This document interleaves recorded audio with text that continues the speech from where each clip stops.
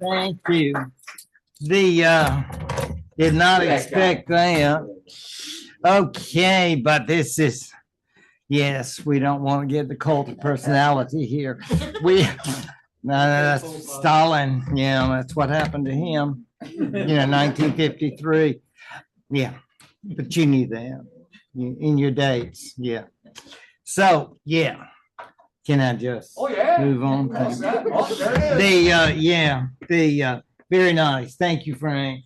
And thank you. How many years has it been? Have we been doing this? I believe 7 or 8? I think 7 or 8, yeah. Whenever. Boy, I mean, think. So been a great association. Thank you so much for all your help, and Linda's too. You've been both assisting me not just assisting me, making possible to do this. Yeah. The business we're going to talk about today is all about not the lace, but the person who gets their name. I wish I could tell you the origin of the term Queen Anne's lace, because I think that's very interesting. I just don't happen to know a lot about textiles and that sort of thing. It's not that it's not interesting. It's just I don't know it. But I do know this. She was the last Stuart to be ruler, and it seems significant that that's the way we end our time together this semester. Because it's very defining in a way, early 18th century. And you say, well, I can pick that up. I know you can. You know your Hanoverians, and you know about the Anglo-German relationship, and we're going to talk more about that because that's so important. Because then we start thinking about the English and the Germans and their relationship. And then you start thinking 1914 and World War I. I know that's the way your mind is. That's why it's so powerful that you have this connection all about it. But on with Queen Anne. Now you talk about somebody with troubles. Whenever you think you have problems, remember Queen Anne. Yeah, you will just be skipping around in the park like this is the best time ever. Because she had problems. You remember we've already talked about all the children she lost. Even the one surviving one who died at age 11. But she wasn't well either. And she was not a hypochondriac as far as I'm aware. I think she had lots and lots of illnesses. Not a good time, if it ever was before modern times, to be sick or going to physicians. We, again, need to be reminded sometimes how fortunate we are living now. Because she died at 49, and if she had a good day of health in her life, I would be surprised to hear about it. Very tragically so. Possibly she had issues dealing with the childbearing, because you can imagine all that it must have done to her body over those years. And of course, her predecessors, William and Mary, had tried to have the issue. I mean, I guess William and Mary got along with Anne, okay, but essentially they wanted one of their own. But obviously they never had them. So the throne would then go to Anne. And I know you're thinking, But isn't there a male who could get the throne? Oh, nay, 1,000 times nay. There is one, but he's a little Pope lover. And you know who I mean. One of those other stewards. Rosaries. So he is, as we used to say in school, ixnay. Yeah, he is not gonna go. I don't even know if he got to send her a nice note and say, "I'm so happy for you, Anne. Your loving brother." No. I am. But it's a very strange business. I mean, she was there. And of course, we never want to forget dear George. He's that good looking Dane, at least when he was young. And he had a love of strong drink, and that consumed much of his time. I don't know if he had a lot of healthy and wholesome hobbies like we all do. But that's unfortunate. But he obviously enjoyed lovemaking. Yeah, on call, so to speak. Yeah, because Lord, with like one pregnancy would then ready for action. And I mean, I don't mean to be ugly. It just seems that way. And then we think about how on earth did I say, and you're going to think I committed some egregious error of dating to my shame. And you might excommunicate me or put a curse on me. I pointed out that she was Queen of England and Scotland in 1702. But now look what I'm saying. In 1707, she's Queen of the United Kingdom. Now you need to remember that. 1702, 1707. Because if that comes up, you knock them down with the power of your genealogical knowledge. Because this is a very important, because if somebody starts talking about England, we mustn't do that. That would hurt some Scottish person's feelings. I mean, I'm not saying that Anglo-Scottish love is always present, but they've been together a long time. It's a love-hate thing, wouldn't you think? I mean, it's like, can't live with you, can't live without you. But more or less, the decision was made during her early years. And remember, this has been the desire of everybody since James I, all these stewards. They were king of both. Why can't we just have one? We are the people, let's all come together. Don't worry, I'm not going to sing, but it's like they fought it. There was, of course, James I was not exactly popular. He was the first Scottish king of England, so they weren't all like, oh, what if Jamie wants it? Let's all do it. I don't think it's like that at all. And of course, the differences between the English and the Scots. Think about the wars.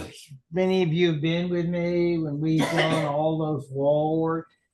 Think about the one they called Edward Longshanks. Remember him? And all of that. The differences between Scots and English go way back. Yes, they do share an island, but Sometimes it's like, I want to love you, but it's so hard. I mean, we have differences, and they still do. Um, More or less, though, by the time of Queen Anne, it was more or less going to be a fait accompli because the political circumstances and economic needs made it a decision that could be brought over, not by everybody agreeing. Sure. It's very much like Brexit or anything else. They just had a simple majority, and her advisors and ministers, they went for it. And what it did, of course, was to make one capital. And she said, gee, I wonder if it's going to be Edinburgh. Well, think again. I mean, come on south. It's 6 letters, 2 syllables, and starts with L. Yes. Did the Scots like that? I would think not. But there's an acceptance and an understanding. There will be Scottish members of the House of Lords and House of Commons. But it's not quite as bad as with those Irish, because that when it becomes an Irish Dominion and all, they will have delegates and hate every minute of it. It's not quite that passive aggressive as the Irish, but the Scots have a problem because, of course, their traditional independence is now lost. I still hear, and you probably do too, of talk about the Scots may try to be independent once again. And yeah, and they talk about that. Well, you have little Welsh movements too. You never know. Yeah, I know. And then you hear like what's going to happen in Northern Ireland. But we can only deal with what has happened. And what has happened is that Scotland remains with England as part of the United Kingdom. So please do not go out and say the King of England, ugh, because you could hurt a Scottish or Welsh person without knowing it. So, and I know you're sensitive to these kinds of things, so I want to make sure that you do it. Well, so that's her position now. The Queen of Great Britain, with, of course, George, the fun-loving Dane, hard-drinking fellow, as consort, but not co-ruler. We've been there and done that. William and Mary. So if you're on a quiz show, remember there's only that one. So not Philip and Elizabeth, none of the above. If you get that, maybe it's a multiple choice. I don't know, but you wouldn't be deceived by that. You know too much. Now, as she is the ruler, you think, do we really want wars? Well, it all depends. What's in it for us? What are we going to get into? Because why would a Spanish ruler's choice affect us? Think empire. Think colonies. Think all the opportunities. Regardless of what we may think about the Brits at this time, and basically we're talking largely about Whigs, not Tories. And why not Tories? Because they're often associated with those Stuarts across the water. you know, those who recite the rosary. Those bead Yeah. people. So they are in a bit of a bind. But the Whigs are basically, shall we say, working with the Queen. And we're not at the level of a Victoria or the late Queen, where the ministers pretty much run it. And as we saw on The Crown, you know, the Queen always is interested and asks good questions and that sort of thing, which is nice. But ultimately, it's not her decision. Well, I'm not sure that Queen Anne has reached that level, but she's getting there. I mean, she had a lot going on in her personal life. I did not know until Diane and Dennis told me there was actually a television series, no, not movie about this. I learned so much about cinema thanks to our class members. I mean, it's like I can't decide how can I keep up with all this. I've got a whole lot of watching to do. After I find your Paradise Lost paper and I grade that, I want to give it a good grade too, because I know you want to.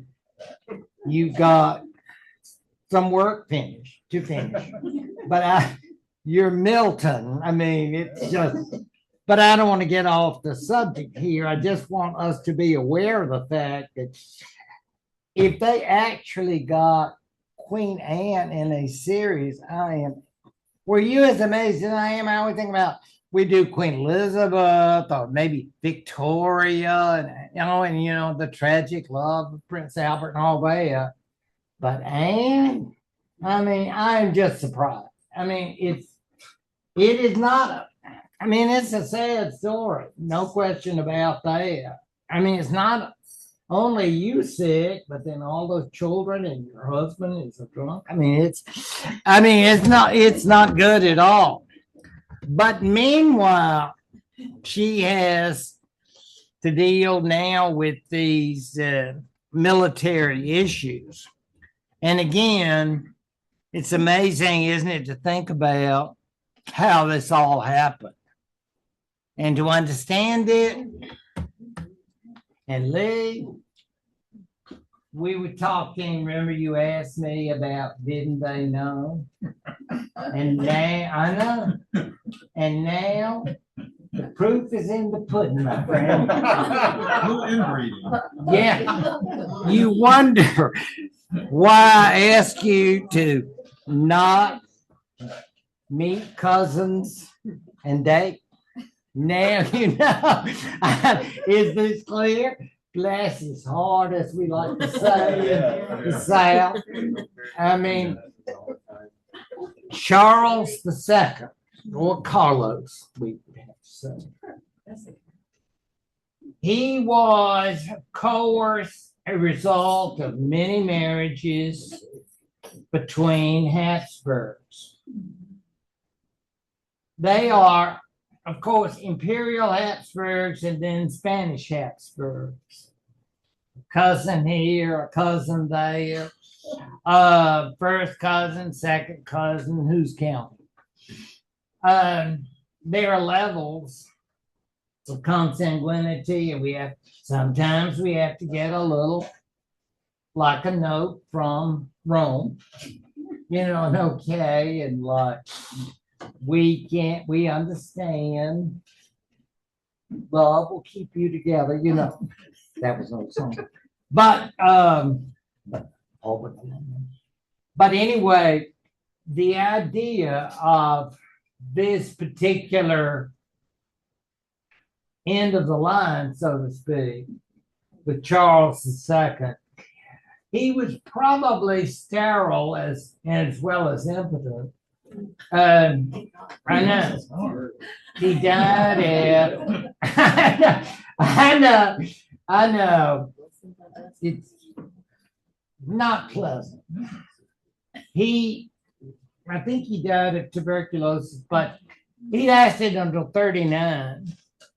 But he was not mentally off. I mean, his mind was okay, but I'm sure all of the physical problems that he endured in his relatively short life, and to think he was married twice. But all of this is to say that when it was very clear that there was not going to be a future king from his particular line, everybody, of course, who has the remotest connection is going to be lining up and say, I'd like to help out. There's a problem. And I love you all so much. You're all so wonderful. All you people, all you amigos. Yes, they say in Madrid. We just want to work with you here. This period, late 17th century, when he is the ruler, is considered a decline in Spanish imperial history. The empire is not doing well. And you can remember the size of that empire. But let's go back. I know it's all in your mind now, because that's why we, treasure chest up there. It's like you remember Charles V. Yeah, of course you do. He was the son of grandson of Ferdinand and Isabella. And remember his aunt was Catherine of Aragon, the English queen. All of this is to say that all of these imperial Habsburgs and then the Spanish Habsburgs, they got separated when Charles V, remember, split up all of his holdings. Charles V made his son, who became everybody's favorite, Philip II. Remember, husband of Bloody Mary? You will. Yeah. And then there were the Imperial Habsburgs. And then they said, "Oh, have you seen our daughter? Isn't she cute?" And they said, "Well, what kind of dowry does she have?" Got that? I mean, licking your chops when you hear that. Think about real estate or opportunities at colonies and yum. So that is how this whole Habsburg issue, the two Habsburg families, just want to make sure everybody has that straight. Ellen. I just want to point out that royal portraitists, and they had, it's like an official photographer since they didn't have that. Yeah. Had a job to make their subjects look as good as they possibly could. I know. He was but again, and I think he was trying, but you can see that there's only so far. So much. It's just, I just brought this particular one because I think this is actually in the Prado, you're headed to Spain. It is very interesting though, because we know that as a result of this, we've reached the end of the line because of Charles II, so to speak. I mean, it's like there's going to be no further Habsburg. However, that doesn't mean there won't be claimants. And that comes from the fact that there were sisters and aunts and whatnot. And many of course would be connected to this man. We were just talking about, you were saying about, what's it, 38 pounds? Yeah. God. Okay. But to go to Versailles now, you save up if you want to go. I want you all to put away a little money. And remember, no telling how much it costs to get in Versailles. It's worth every penny. Don't go on August 15th. That's a Catholic holy day, and the French take it as a holiday. And I was in the middle of the line outside Versailles, and I thought, boy, this was a mistake. Don't do it. I mean, it's just, there's something that you could do it another day, but not August 15th. In any event, Louis XIV and Versailles, gosh, you can even stay at a hotel out there. I mean, it's a beautiful part of town. It was, at least, as far as I know. I mean, not many rivers, you'd want to stay at a nice hotel, a Golden Cherry. I mean, we love Opelika. Didn't mean anything ugly. I just point out that you all need a Hilton or somewhere to fit in your upper class status. But speaking of upper class, Louis XIV, he looked like he belongs in the period he's in, 18th century, doesn't it? So he's all done up, and you wonder all the work it required. They make a big deal about how he would get up, and all the servants and all who included lords, they would each have a little job to do in terms of getting him ready. And I'm thinking, I once said this to classes, I wonder what a pain it must have been.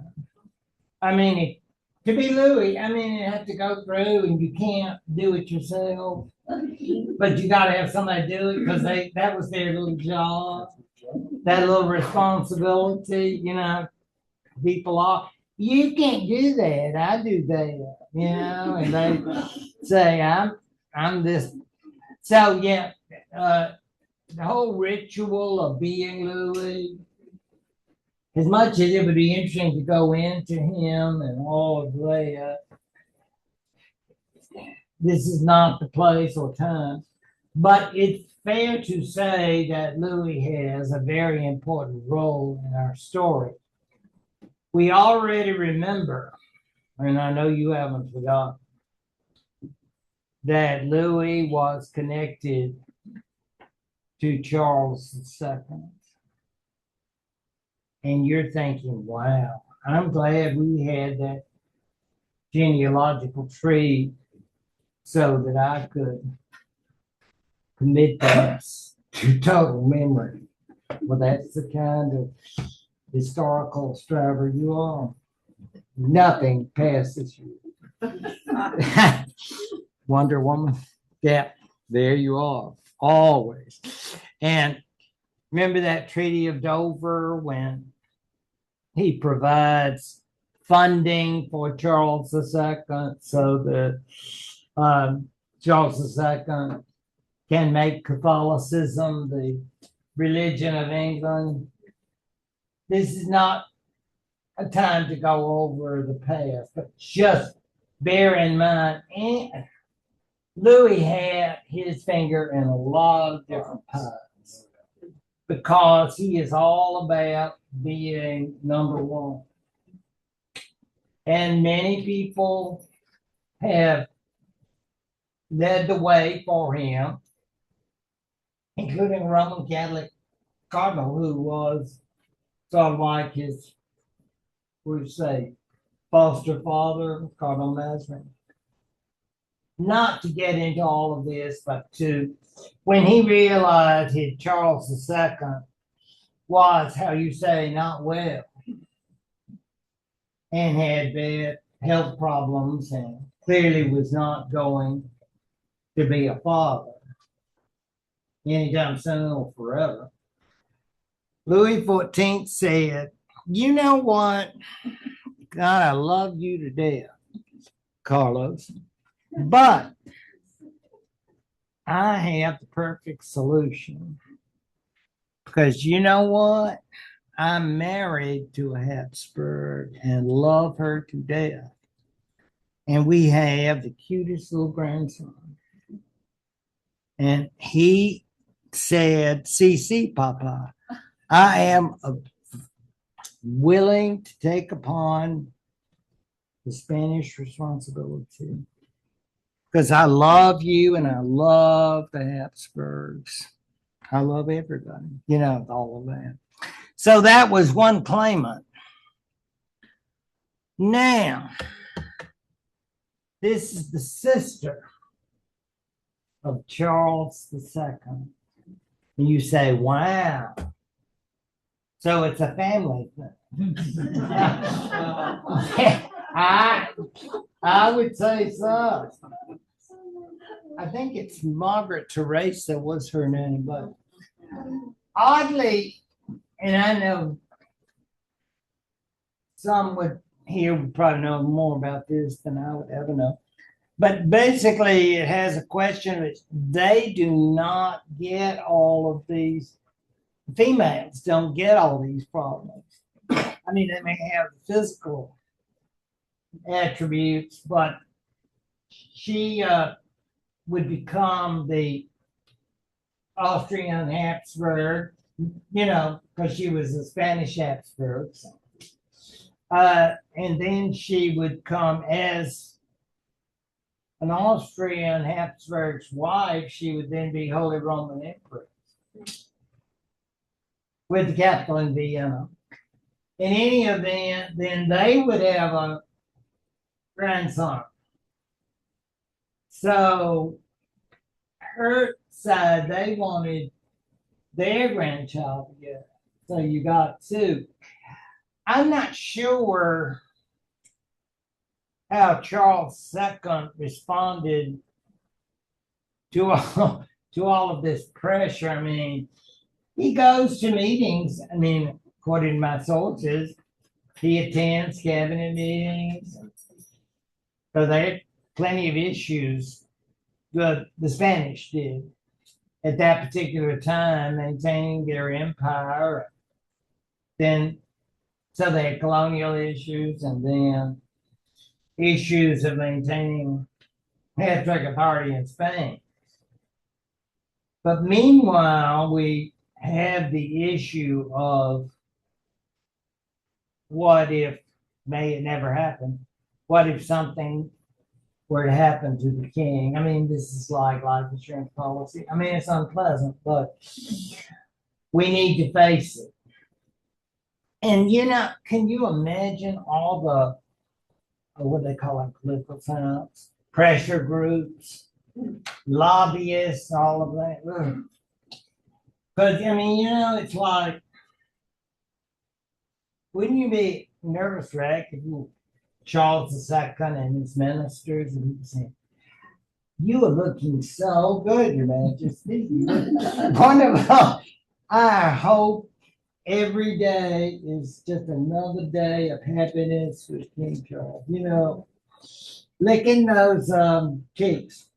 So, but we all understand coded language and the thought of like we want to be next in line.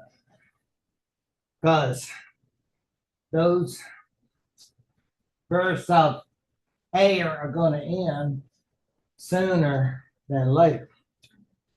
So Margaret, and this of course is a childhood picture, she had a grandson, and Louis XIV, who actually had been married to another Habsburg, another sister, they too would have a grandson. So these individuals, both claimants, have Habsburg blood, So what would you call Uncle Charlie or he knew, them should have reunions and all kind of get-togethers there in Madrid or wherever. But all of that in terms of dynastic contests don't mean a lot. But what does mean a lot is Charles decided on Louis XIV's grandson. His name was Philip. And as far as Charles II was concerned, and he's in his 30s, so he ain't got long. So basically, he has designated Louis XIV's grandson as his successor, and Louis XIV is just pleased as punch. Because think of the geography. Why would we ever want to be without a map? Right? I mean, they're right there. Pyrenees Mountains. Some of you have been over them and thought about, I wish all of this could be mine. Think of Napoleon. I don't mean to get out of my period, but I'm just saying, isn't that interesting? I mean, when you think about the dreams of the Bonapartes, and there is, the Pyrenees just bring us together. Love will keep us together. And here he is. They love. Can you imagine how big the wig business was? Wig and co-ed too. I mean, everybody had wigs. Yeah, everybody was anybody. I mean, it's like maybe regular people didn't need it. Wasn't an issue, but to be a fashion, it's like Stetson hats, back in previous generation. But all of that is to say, this is Philip, and he'll be the first Bourbon king of Spain. Long time, 40 to 50 years. And it will be the beginning of a new era for Spain, and it's glorious in terms of their empire, and you might say they got a new breath of air after the days of Charles II. I mean, it's not his fault, but I'm just saying, as far as that is concerned, it was not without a price. And we will see that, because the reason we have the War of the Spanish Succession is sometimes you make a decision and then people act ugly. I know. Not in your world. I know that many of you come from circumstances where everybody says, okay, maybe next time. But I just want to, I just want to show that I agree and understand the difference of opinion. But now we can all work together for the betterment of Europe. No, but that didn't happen. No. And the Habsburgs were angry, irate, and Philip would have some difficulties, or rather Grandpa would, in terms of determining that Philip, would be the new king of Spain. So that's why we have the War of the Spanish Succession. You say, and all of these people from the British on around, they care about this? Well, they do for their own ends. Everybody has another issue, it's like, a plot of one of those series, Diane, it's like one goes off on the other. Did you ever read those TV guide things, Soap Opera Digest? I mean, it's like, really? Yeah, I mean, it's like seems a little far-fetched, but there are so many coming into this war, the Spanish succession. And Philip who? I mean, it's like you don't really understand how it is that they get on. But I can tell you one thing. The map will tell the story. Oh, I know. Where would we be without you? Pain? Yeah. Lost, unhappy. With me, you'll never be without me. And I found this one, and I don't want to say I was very happy. Because you see, it's the perfect one. So you say, gee, look at all the reds. Well, you might be right. If you're red, you do not accept the French ideas of Philip becoming king. And you say, Portugal, gosh, that hurts.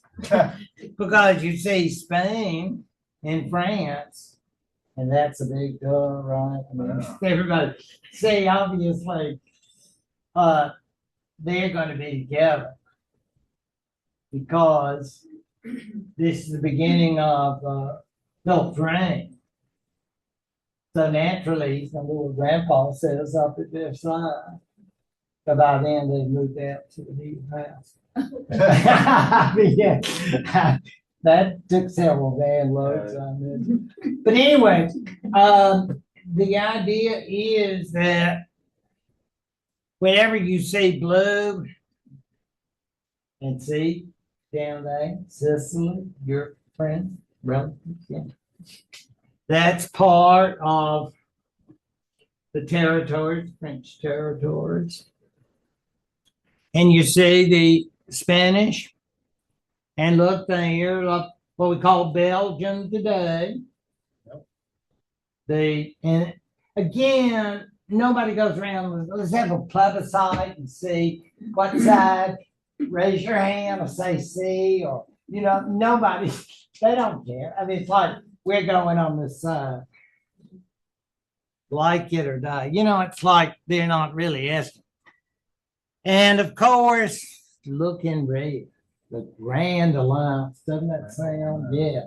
Sounds like something out of Churchill, doesn't it? Or, the idea we all come together against tyrants or Louis, down with Louis.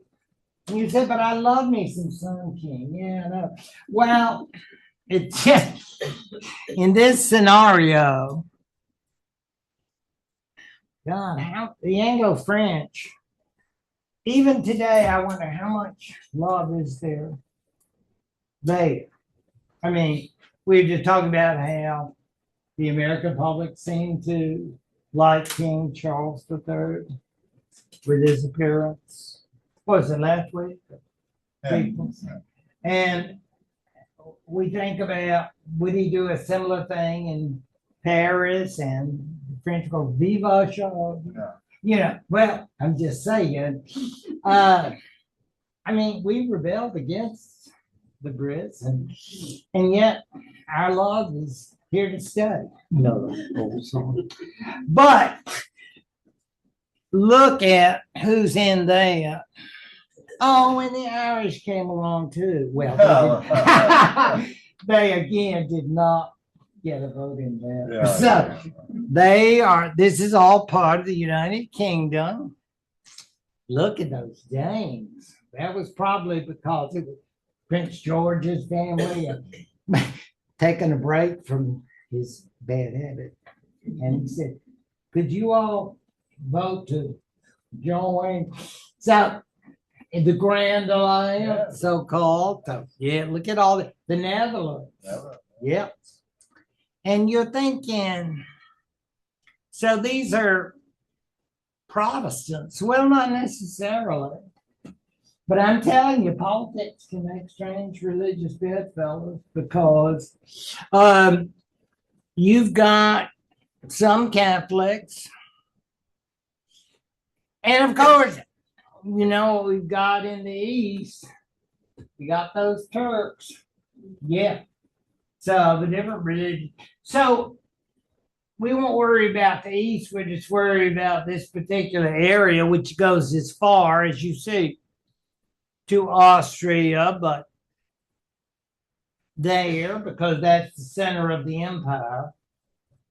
And they, of course, claim Charles made a bad boo-boo by designating this so-called King of Spain. And we got the real one.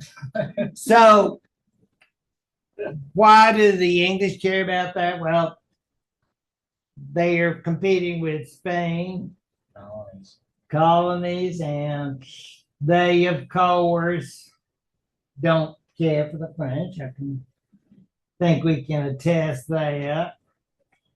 And remember, where do you think our so-called rival royal family are living? I'll tell you exactly. France. Those are the Catholic stewards. Boo, hiss. Because brand X, as we say in the commercial. So all of that then will show you, and what a waste it will be. And you talk about bankrupting. Lord have mercy. I'm thinking by the end of Louis XIV's reign, they were practically, boy, having to mortgage. I can't imagine. Can you imagine? I wouldn't have wanted to have to make all those payments, all those interest payments. I think I've been told this. The good sort that wars are expensive. Just saying, I've heard that. And it was certainly true in the War of the Spanish Succession. And once this starts, you know, this sort of will keep on during the 18th century up to the Napoleonic era. So, but that's neither here nor there. Right now, our concern is for the fact that the Grand Alliance, so-called, will develop a settlement which will, in fact, accept Philip as king of Spain. But the dotted line will make him make a promise, and he has to take an oath. And you know what happens to people who break oaths? HEW. Okay? Yeah. Damn you. So the oath is, and you know you're just king of Spain. See, you can't be king of France also. Yeah, I knew that. Yeah, you know, sort of ugly with that little pout. Yeah, I know. We don't like that. We want people who are more cheerful in their acceptance. But yeah, but he accepted that Spain and France would be separated, and at the same time that the English would enjoy certain advantages because they spent quite a bit due to the decision made by Queen Anne's Whig government. And one of the leaders of that will be individuals we know all too well. Part of the great Marlborough family, 38 pounds. I'm trying to deal with that. I'll probably have to take some relief when I think about inflation. But anyway, Blenheim is the English answer to Versailles. I wonder when you thought that up with somebody.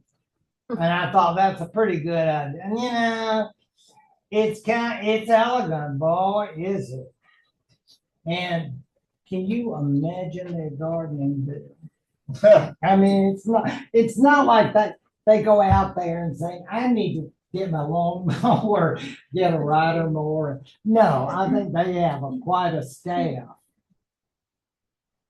Blenheim is near Oxford and well worth the stopover.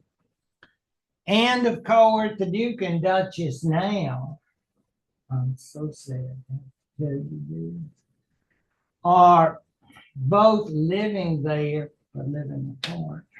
Oh. Yes, there have been issues, and much of it is R-rated. Okay, it's not Disney stuff. So I don't want you exposed to anything vulgar. Just say that he's in a heap of trouble, the Duke of Marlborough. But the original Duke, not surprisingly, was a Churchill. Yes, that Churchill, that family.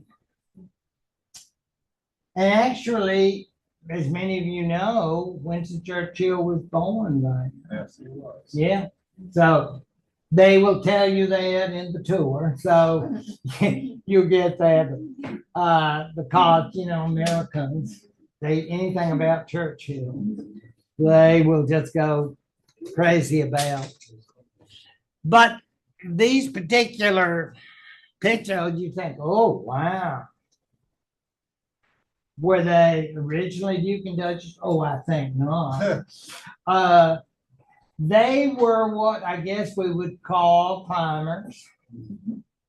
And Dennis and Diane, I guess they had quite a bit about the Churchills, and I'm sure Mrs. Masham, there were lots of people around Queen Anne. What are they the same thing today we call influencers? I hear about influencers all the time. And it seems fairly modern. I don't remember that from 30, 30 years ago. I mean, it's like the influencer. But it was like she worked the queen. I think. I mean, the idea being the queen relied on her opinions, and she sort of insinuated herself into the queen's confidence. And I don't know whether that's dealing with her sick issues or, all of that. Like, oh, I'm sorry, you don't feel well today, and all of that. Or, oh, you're pregnant again. It's like all of that. How many times did you have to do all that? But it was, I guess, worth it because her husband was, of course, a major military figure in the War of the Spanish Succession. And that's how they got the name of Blenheim for the palace. Blenheim in Germany. There was no, Germany back then, but the idea is it's in that part of the Habsburg Empire. And you can go, I suppose, and see where the battle was fought. But the name of it was chosen because of his great successes. And of course, the reason it was voted or determined because they were in favor with the queen. And like, boy, I'd call the architects and all of the planners because she could change her mind too. I'm mad with you today, so we scratch off that, because that's when you deal with rulers, they can be right temperamental. Yeah. So, and it would be true that eventually the Churchills would be out from the way that I understand it. But while they were in, look what they became. Not merely churches, but Duke and Duchess of Marlborough. And doesn't that sound nice? Duke of Marlborough. I mean, it just sounds really good. Not that we need titles. This is America. You can just be, I mean, you're great just as you are. But if you were Duke of Albany, Good. that would be nice. Or Duchess of Opelika. Yeah, I mean, but we're not into that. The idea is that they had great power with the queen and were able to use it for their own advantage. And you could get a whole different course just on Dukes of Marlborough in history and the Duchess. And I know that many of you remember the Vanderbilts and the latter day Duchesses of Marlborough when it went to Consuelo Vanderbilt. But another time, I know I found out what the back the and current is. oh, you did you? All right, do you want extra credit? Yeah, I think. He tried to strangle his wife. Oh no. Oh. Oh no. Snapped. Okay. We can put that on oxygen. Yeah. Okay. Love those true crime stories. Yes. You know. Diane. I know. That's all. I know, but I just had to know. I know, and I appreciate this is intellectual curiosity of a sort.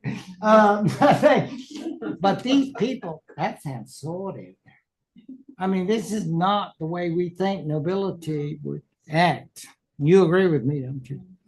But that, as far as these folks are concerned, they have great authority because of the queen. And it comes with financial well-being. So they were very comfortable.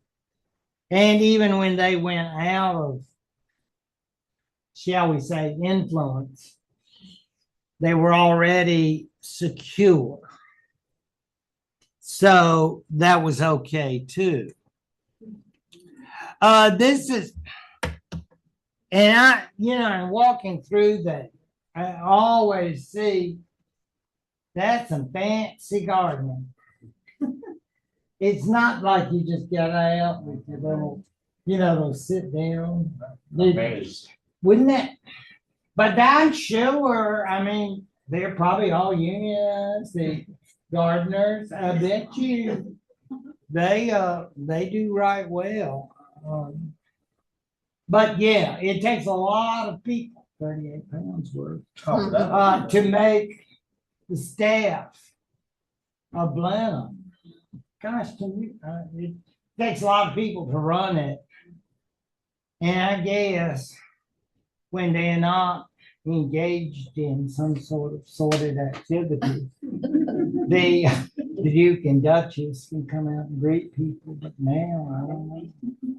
Rated R, so yeah. I mean, yeah. But poor Diane had to look that up in.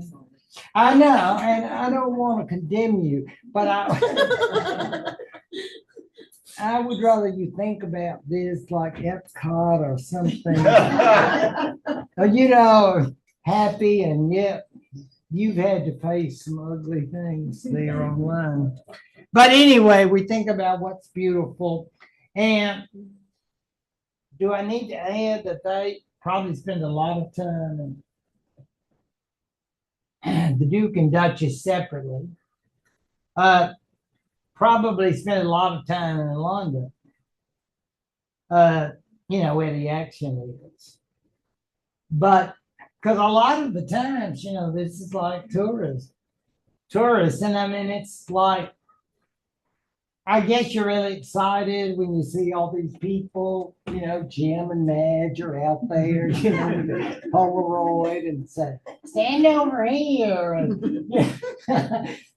I'm sure the Duke and Duchess are very excited. But on to London we go. Yeah. I neglected to mention that if you just want to go to the gardens and outside, it's only 28 pounds. Oh, thank you for that. I feel a So lot it's- better. It's only 10 pounds extra to go in the. Oh, wow. So, morning. The summer I spent in Oxford, that's not far away. They Where's that, always- Oxford? always Yeah. Having events on the property. Oh, Car show, totally. A car show Yeah. and. Oh, I mean, with Church the- Hilliana, if you, It's beautiful. anything You can about, see the grounds. you can, and, oh Lord, they got the Churchill burial site nearby. I mean, if you're into Churchill, as who, what American isn't? is. I know. I mean, it is a veritable feast.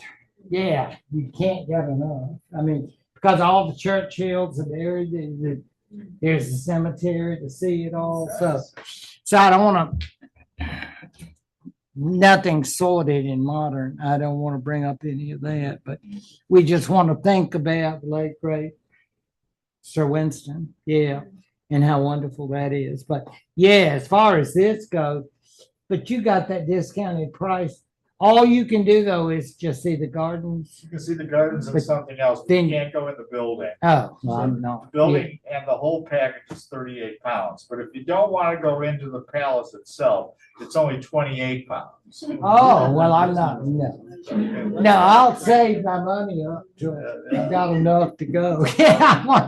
Yeah, I'm not going on a discount, no, because I want to go, To and, me, you might as well pop the 10 pounds and go in, you know? and the gift shop, Gift and you shop, can yeah. get all kinds of, the booklet, the official booklet, the T-shirt, mugs. Yeah. All of this would necessitate, you remember all those children who would have been and weren't. We have to ask ourselves, how long did this go on? Because Anne, I think she lived till maybe 49.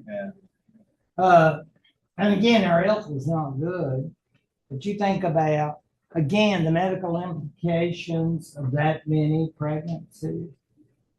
And again, I don't know my medical history, but I'm assuming that having that many reproductive experiences, shall we say, can be tough on the body. Whatever the case, the question of the succession, as always, loom large.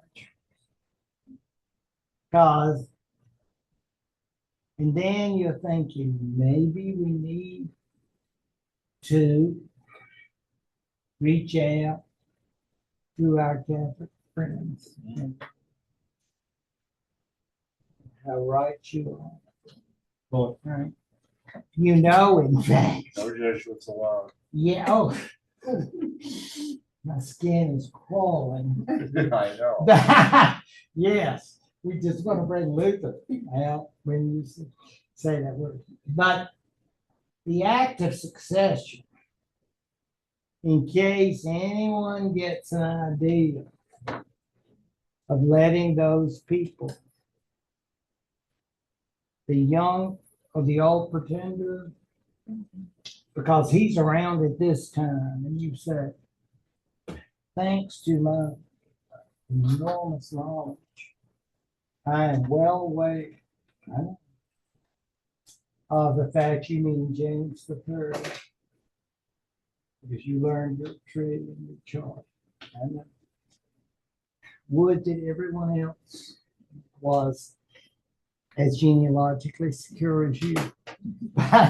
James the Third, the young pretender, and you said, or old pretender, he was the son of James II. Remember, he'd been brought up in France. Yep. and Daddy and Mama, Mary and Modena, as if you didn't remember. They're saying, you know, you're the real king. Oh, thanks, Mama. God sees. So all of this then is to say that, you know, there are little groups of English Catholics who are probably saying, wouldn't that be exciting if they could come back? Yeah. Well, that's not happening.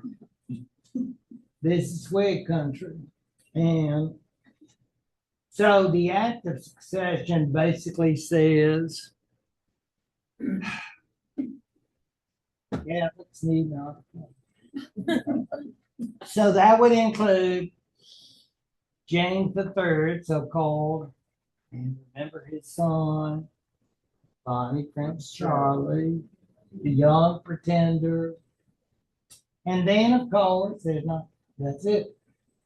But as long as there is a Catholic possibility, that act of succession law will take effect and be in effect.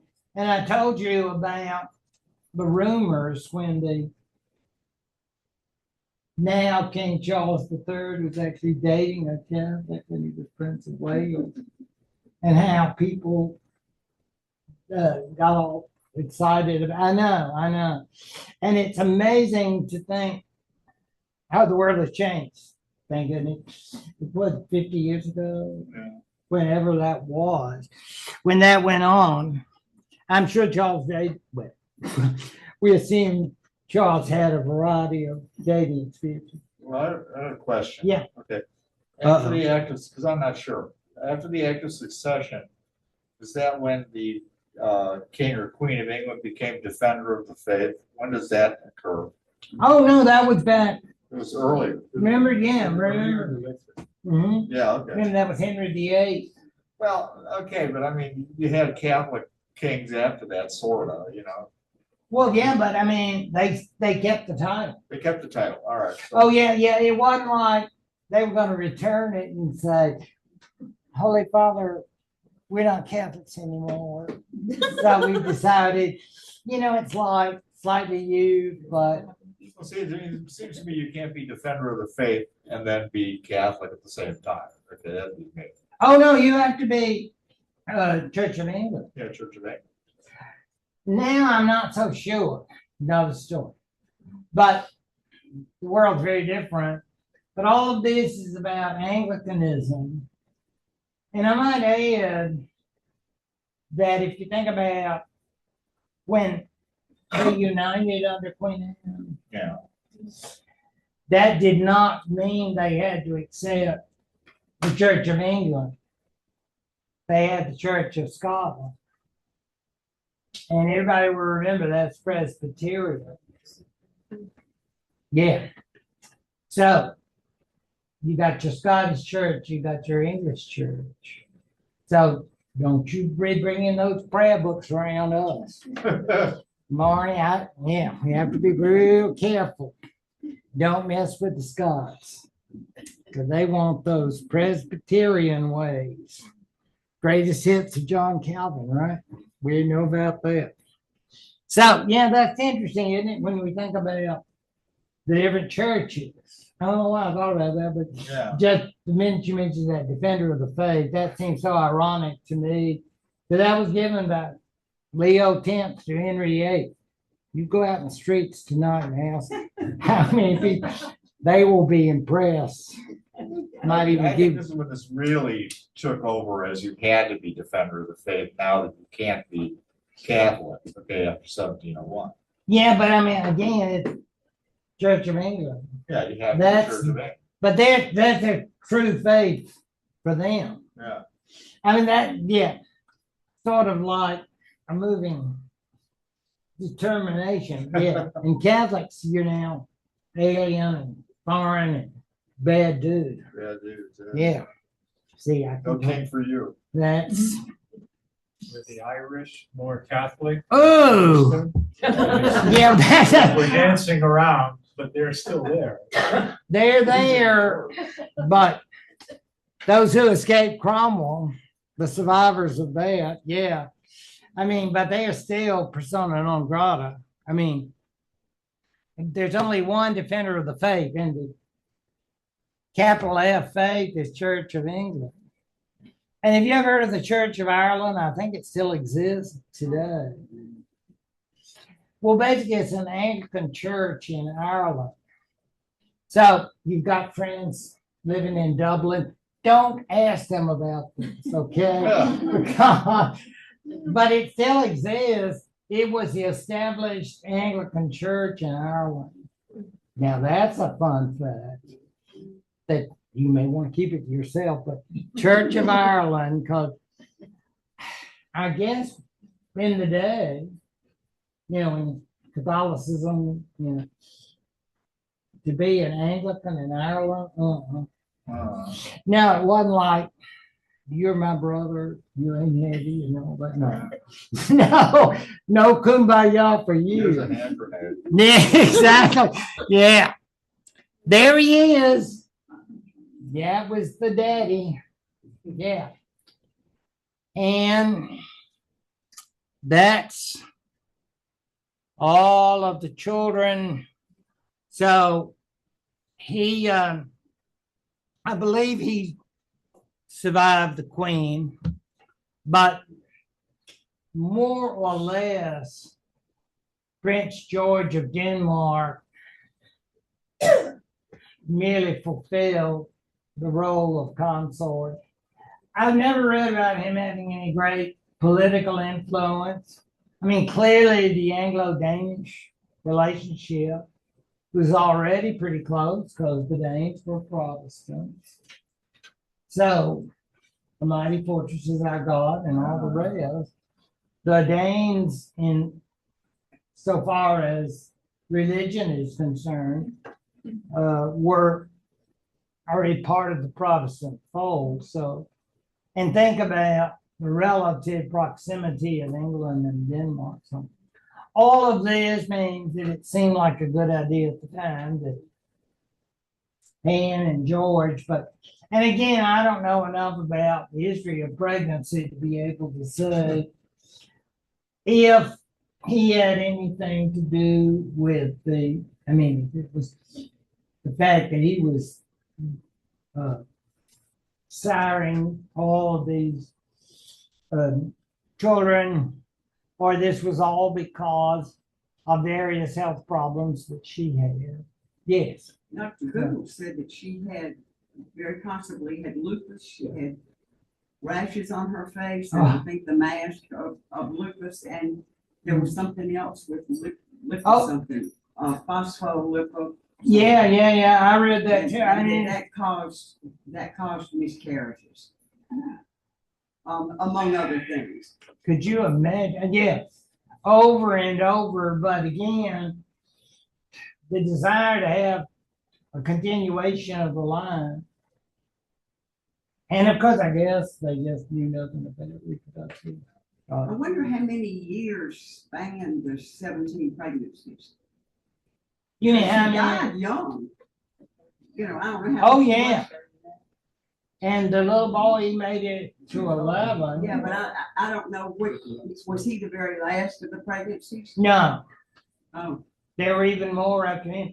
And also, some of them never even reached the stage of birth. I mean, they died as miscarriages, so that's included in the 17. In any event, it was a sad, tragic story. And like you say, all those diseases, just it doesn't sound good.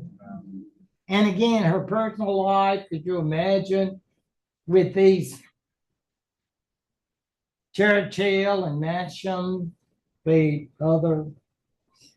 women who were pressing her, and who can you trust? I guess George of Denmark when he's sober. But anyway, it was a very sad situation. Oh gosh. There we go. I could not leave without Three. a tree. We don't need, you say, thank you so much because I needed that tree. Yes, you did. God, This will show you William and Mary. There's Anne. They didn't even mention poor George. I'm not suing for that. No, he doesn't even get a line. But you can just assume he's there. And there's the old pretender. And there's the young pretender way on down. You say, I wish they could be red. Well, they can't. No, thank you. So, no. Black. As in pretender. And that's all you and your Jesuit buddies. Jesuit You buddy. can all claim to be king, but you're not. You are. And think that this goes all the way to 1746 with the great battle of Bonnie Prince Charlie in Scotland, where, there was this upsurge and, oh, we love you, Late with the Charlie. 46. Yeah, as late as that. And you say, yeah, but life goes on. Who is the real king? Oh, I thought you never asked. And here he is, still just done up with an inch of his life. And got his own wigs brought all the way from the Reich. Yes, That's right. that's right. These are the Hanoverians. Now, tree people are already saying, how did he become king of England? Well, who would forget the daughter of James the First? I know you would. And I like to think that you brought others with you who remember the Winter Queen, she was called Elizabeth. It was her grandson. So it was the great grandson. You can think about this tonight. Tossing and turning on your ceiling. Well, certainly. They basically determined on him. He was Protestant. He had some classes to take in English. So his skills in the mother tongue were not strong. So he had to be coached. I guess they had to translate everything for him. And these are the Hanoverian kings. A funny thing happened, though, in 1914. Little name change. Yeah, they had to modify their name. Yeah. I think we call that a very wise move. And the current line descends from these people. These are Hanoverians, beginning with George the First. And it will be his son, George the Second. They love that George name for a while. Four of them. And George the Second is the one who will have to deal with the Battle of Culloden with the young pretender. But for good and for all intents, the Catholic Stuarts are a no-go. And the line quickly dies out with a cardinal as the brother of the young pretender. And then the young pretender giving in to, Booze. yes, I'm gonna say cirrhosis, but yeah. Got some examples in this class of that particular disability. And in addition, the Stewarts, and thank goodness you remembered the family of James the First, because I know you wondered all this time, whatever happened to the family of Elizabeth? That's why you are so inquisitive, and I'm very thankful for that. Truly, this has been a joy. I appreciate y'all. And I've really enjoyed this with you all. Appreciate it. Y'all have a good summer. Okay, thank you.